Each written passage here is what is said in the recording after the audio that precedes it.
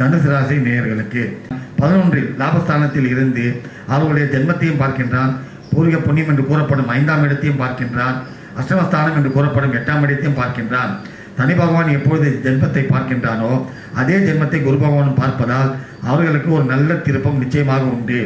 11 சாதாரணமான இடம் அல்ல, அது லாபத்தை அள்ளி கொடுக்கக்கூடிய ஒரு இடம். எல் என்றால் எண்ணெய் ஓடி வரும், அப்படி ஒரு கொடுக்கக்கூடிய ஒரு இடத்திலே சனி பகவான் அமர்கின்றான். ஜென்மத்தையும் பார்வை செய்து பஞ்சமத்தை பார்வை செய்வது ஒரு மாறுபெறும் யோகம். காரணம், உச்சம் பெற்ற சனி 5ஐ பார்த்தால் அவர்களுக்கு எல்லாம் ஒரு எதிர்பாராமல் அமையும். எதிர்பார்க்க முடியாத சில நன்மைகளும் தானாகவே வந்து அமையும். அதே நேரத்தில் அவர்களுக்கு 5இல் குரு பார்வை செய்வதால் அவர்களுடைய பழைய தொழில்கள் ஏதாவது பிரச்சனை இருந்தாலும் தீரும், வழக்குகள் இருந்தாலும் தீரும், பிள்ளைகளுக்கு திருமண வாய்ப்புகள் உண்டு, எதிர்பாரா ஒரு நன்மையும் கொடுக்கும். தனுசு ராசிக்கு அஷ்டமஸ்தானமான 8ஆம் இடத்தை சனி பார்வை செய்வதால் அவர்களுடைய வழக்குகள் இருந்தாலும் வெற்றி பெறும். அயல்நாட்டுக்கு சென்று வரக்கூடிய வாய்ப்பு உண்டாகும், அயல்நாட்டில் வேலை வாய்ப்பும் உண்டாகும்.